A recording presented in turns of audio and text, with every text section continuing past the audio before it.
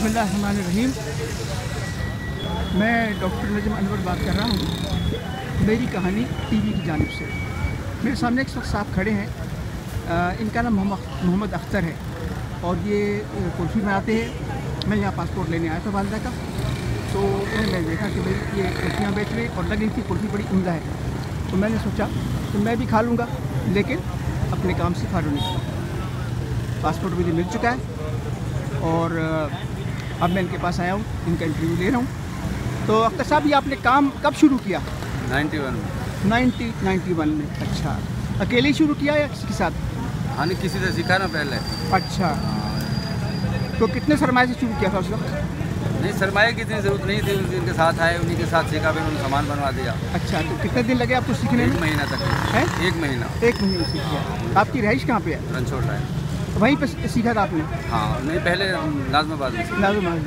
अच्छा, तो इसमें कुल्फ़ी में आप क्या क्या डालते हैं?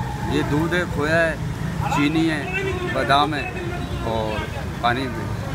अच्छा, तो दिन भर में आपकी कितनी कुल्फ़ियाँ बिक जाती होंगी? ये तकरीबन 200 तक बिक जाते हैं। 200 तक। तो कुल्फ़ी की कीमत क्या रखी हुई आपने? 20 है और 30 है।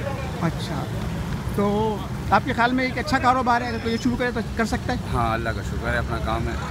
अच्छा, रोज़ी रोटी ठीक मिल जाती है। चलिए, किसी को ज़रूरत पड़ी तो वो मेरी ये वीडियो देख के शायद आपसे या मुझसे रब्ता कायम करे, ठीक है ना? ज़ाहिर है मेरा ही नंबर होगा तो मुझसे ही रब्ता कायम करेगा।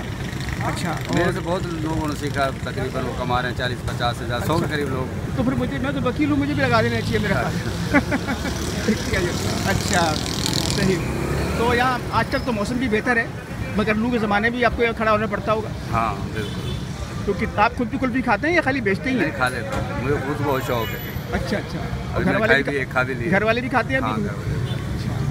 तो बहुत शुक्रिया अख्तर साहब।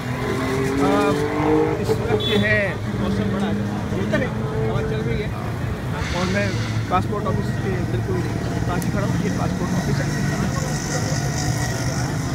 पहले लोग आता पासपोर्ट नहीं मिलेगा, मगर बहरहाल अल्लाह ताला ने बंदोबस्त कर दिया होगी। और सामने जो है वो सिंध हाई कोर्ट है, कैंटीन है। हाँ, कैंटीन है साथ में। तो बहुत शुक्रिया अख्तर साहब आपका, फिर मुलाकात होगी, ठीक है ना? अपना ख्याल रखिएगा, दुआ में याद रखिएगा। अल्लाह। शुक्रिया।